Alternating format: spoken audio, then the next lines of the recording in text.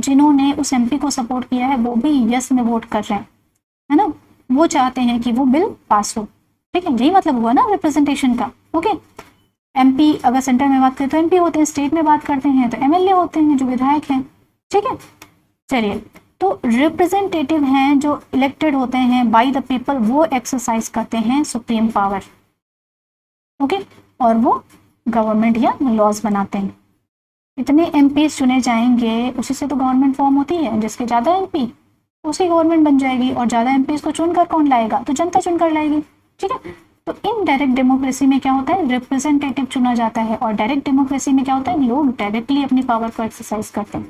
ठीक है, इंडिया जैसी कंट्री में डायरेक्ट डेमोक्रेसी पॉसिबल नहीं है। क्यों?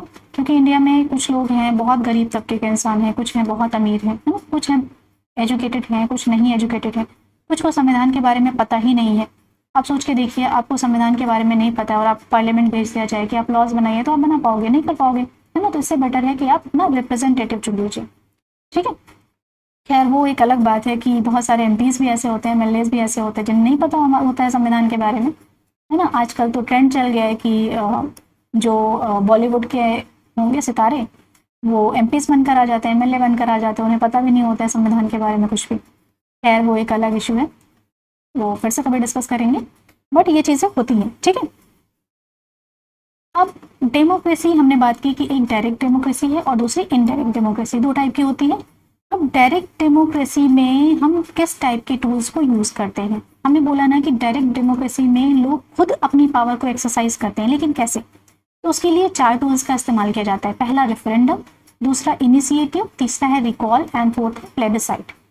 रेफरेंडम में क्या होगा? रेफरेंडम में जैसे मान लीजिए कोई लॉ आना है, ठीक है, कोई लेजिस्लेशन पास होना है, तो वो उस लॉ को अगर प्रपोज किया गया है, ठीक, तो अगर मान लीजिए पार्लियामेंट में कोई लॉ प्रपोज किया गया तो उस लॉ को क्या कर दिया जाएगा, पब्लिक कर दिया जाएगा, और पब्लिक से रेफरेंडम करा लिया जाएगा। मतलब पब्लिक से ये बोल दिया जाएगा कि आप देखिए कि ये लॉ सही है या नहीं सही, आप वोट करिए। तो पब्लिक फाइनली क्या कर रही है, ये डायरेक्ट इसमें कहीं ना कहीं पार्टिसिपेट कर रही है रेफरेंडम के थ्रू। ठीक है, तो एक ये टूल हो गया। दूसरा हो गया इनिशिएटिव। इनिशिएटिव में क्या होता है कि पब्लिक खुद इनिशिएट कर सकती है किसी लॉ को। कोई कानून बनना है तो पब्लिक खुद बोल सकती है कि देखिए ये कानून लेकर आइए, है ना, हम ये चाह रहे हैं, तो पब्लिक खुद इनिशिएटिव लेकर आ सकती है। रिकॉल में क्या होता है, पब्लिक के हाथ में ये पावर होती है कि गवर्नमेंट का कोई भी बंदा या कोई भी ऑफिसर अगर ढंग से काम नहीं कर रहा है और उसका टर्म नहीं कंप्लीट हुआ है अभी, फिर भी उसको वो वापस बुला सकती है। जैसे अगर हम इंडिया की बात करें, इंडिया में ऐसा है नहीं। अब सोच कर देखिए, ऐसा हो जाता है कि मान लीजिए कोई पीएम बना, है ना, तो क्या होता है, नेता जब तक जीतता नहीं है वो बहुत बड़े बड़े वादे करता है, लेकिन जीतने के बाद वो वादे पूरे नहीं करता, और वो पूरे अगर ना करे वादे, तो हमारे पास ऑप्शन हो रिकॉल का कि चलो बहुत हुआ सम्मान, अब पीएम पद से आप हट गए, ठीक है, हमने आपको वापस बुला लिया, है ना, तो ये रिकॉल कहलाएगा, है ना। तो यहाँ पर ऐसा होता है, स्विट्जरलैंड जैसी कंट्रीज में ऐसा होता है, डायरेक्ट डेमोक्रेसी में ऐसा होता है। क्या होता है, अगर कोई गवर्नमेंट ऑफिसर ढंग से काम नहीं कर रहा है तो जनता उसको वापस बुला सकती है, घर लौटो कार्यक्रम स्टार्ट हो जाएगा उनका ना, घर वापसी।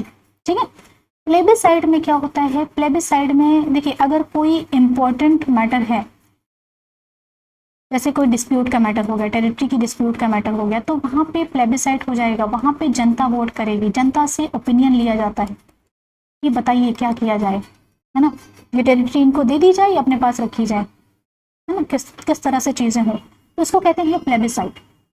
ठीक है, अब इनडायरेक्ट डेमोक्रेसी में क्या होता है, इनडायरेक्ट डेमोक्रेसी 2 टाइप की होती है, एक पार्लियामेंट्री और दूसरी प्रेसिडेंशियल। इंडिया जो है वो पार्लियामेंट्री डेमोक्रेसी है। पार्लियामेंट्री डेमोक्रेसी में क्या होता है, एक लेजिस्लेचर होता है जिसे हम पार्लियामेंट बोलते हैं। सेंटर की अगर हम बात करें, एक एग्जीक्यूटिव होगा और एक जुडिशरी होगी। ठीक है, लेजिस्लेचर में क्या होगा, कानून बनाए जाएंगे और एमपीज जो होंगे वो यहाँ पर चुन के आते हैं, लेकिन यही एमपीज एग्जीक्यूटिव का भी मेंबर होंगे। मतलब यहाँ पे डुअल मेंबरशिप होती है लेजिस्लेचर एंड एग्जीक्यूटिव दोनों की।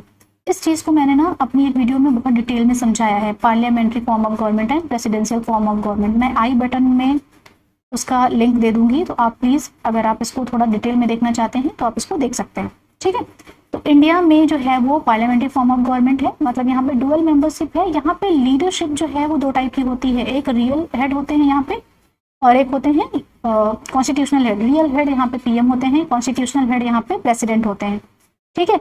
और लीडरशिप किसकी होती है यहाँ पे? पीएम की, ठीक। एक काउंसिल ऑफ मिनिस्टर्स होते हैं जो लोकसभा के लिए रिस्पॉन्सिबल होते हैं, ठीक है। तो बहुत सारी चीज़ें हैं पार्लियामेंट्री फॉर्म ऑफ गवर्नमेंट में। प्रेसिडेंशियल फॉर्म ऑफ गवर्नमेंट में ये सारी चीज़ें नहीं होती। आप प्लीज़ उस वीडियो को ज़रूर देख लीजिएगा, थोड़ा सा डिटेल में आपको समझ में आ जाएगा, ओके। चलिए, तो ये है indirect democracy, parliamentary and presidential. अब जैसे इंडिया की हमने बात की कि इंडिया की जो पार्लियामेंट्री डेमोक्रेसी है, रिप्रेजेंटेटिव डेमोक्रेसी, वहाँ पर क्या होता है? एडल्ट फ्रेंचाइज हैं, यहाँ पर जो वोटर्स हैं 18 से ऊपर के जितने भी मेंबर्स हैं वो सब वोट कर रहे हैं, उनके पास फ्रेंचाइज है, दैट मीन्स वोटिंग राइट है, ठीक है। पेरियोडिक इलेक्शंस होते हैं हर कुछ साल पे इलेक्शन। अगर हम पीएम की बात करें तो 5 साल में इलेक्शन हो जाएंगे। 5 साल के बाद जनता के पास ये पावर है कि गवर्नमेंट को पलट सकती है, ठीक है, गवर्नमेंट चेंज हो सकती है। रूल ऑफ लॉ से काम होता है, लॉ के हिसाब से। लॉ हम बोल सकते हैं कि जो कॉन्स्टिट्यूशन है वो सुप्रीम है और उसकी गार्जियनशिप किसके हाथ में होती है? तो वो होती है जुडिशरी के हाथ में, ठीक है। सुप्रीम कोर्ट जो है वो कॉन्स्टिट्यूशन का हमारे गार्जियन होता है। नाउ इंडिपेंडेंस ऑफ जुडिशरी है, यहाँ पे जुडिशरी इंडिपेंडेंट है। जुडिशरी चेक्स एंड बैलेंसेस का काम करती है किस पे? एग्जीक्यूटिव एंड लेजिस्लेचर पे, ठीक है। अब नेक्स्ट यहाँ पे क्या है? डिस्क्रिमिनेशन का एब्सेंस होता है ऑन सर्टेन ग्राउंड्स। चाहे आप जेंडर की बात कर लें, चाहे आप रेस की बात कर लें, चाहे आप कास्ट की बात कर लें, है ना, चाहे आप रिलीजन की बात कर लें, चाहे आप प्लेस ऑफ बर्थ की बात कर लें, इन बेसिस पे डिस्क्रिमिनेशन नहीं होता है इंडिया में। क्योंकि इंडिया एक डेमोक्रेसी है, पार्लियामेंट्री डेमोक्रेसी, ठीक है। अब डेमोक्रेटिक का मतलब भी 3 टाइप से है, 3 टाइप की डेमोक्रेसी हो सकती है, एक पॉलिटिकल, एक सोशल और एक इकोनॉमिक, ठीक है। पॉलिटिकल, सोशल और इकोनॉमिक, इन तीनों टाइप की डेमोक्रेसी मिलकर ही एक सस्टेनेबल डेमोक्रेसी बन सकती है, ओके। सस्टेनेबल डेमोक्रेसी तभी बन सकती है जब कंट्री में पॉलिटिकल, सोशल और इकोनॉमिक तीनों टाइप की डेमोक्रेसी हो। अब पॉलिटिकल डेमोक्रेसी का मतलब क्या है? पॉलिटिकल डेमोक्रेसी का मतलब है कि जनता जो है वो खुद अपना लीडर इलेक्ट कर सकती है और खुद भी उस पोस्ट पर आ सकती है, उसके पास इतनी फ्रीडम है। सोशल डेमोक्रेसी का मतलब क्या है? सोसाइटी में डिस्क्रिमिनेशन ना हो, सोशल लेवल पर डेमोक्रेसी। इकोनॉमिक डेमोक्रेसी का मतलब है कि हर व्यक्ति के पास ये पावर है कि वो खुद को एक नेक्स्ट लेवल तक लेकर जा सके। कि एक गरीब तबके का इंसान भी अमीर बन सकता है, ऐसी कंट्री होनी चाहिए अगर वहां पर इकोनॉमिक डेमोक्रेसी है, ठीक है। चलिए, नाउ अंबेडकर जी अपनी स्पीच में, जो कॉन्स्टिट्यूएंट असेंबली में वो स्पीच देते हैं 25 नवंबर 1949 में, उसमें बोलते हैं कि जो पॉलिटिकल डेमोक्रेसी है ना, वो उसके कोई मायने नहीं है अगर सोशल डेमोक्रेसी नहीं है।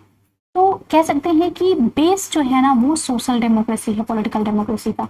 तो सिंपल सी बात है ना, आप सिंपल सी बात देखिए, अगर सोसाइटी में डिस्क्रिमिनेशन है जेंडर के बेस पे, कास्ट के बेस पे, रिलीजन के बेस पे, तो क्या वहाँ पर पॉलिटिकल डेमोक्रेसी की आप बात कर सकते हो? है ना, मेल है, ये फीमेल है, आप ये इस तरह से आप डिस्क्रिमिनेट कर रहे हो, मेल को पढ़ाया जा रहा है, फीमेल को नहीं पढ़ाया जा रहा है, तो क्या आप बोल सकते हो कि मेल और फीमेल दोनों के पास ये अपॉर्चुनिटी है कि वो पब्लिक ऑफिसेस को होल्ड कर सके?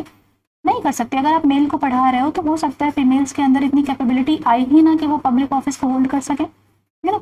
तो पॉलिटिकल डेमोक्रेसी की बात करने से पहले आपको बात करनी पड़ेगी सोशल डेमोक्रेसी की, ठीक है।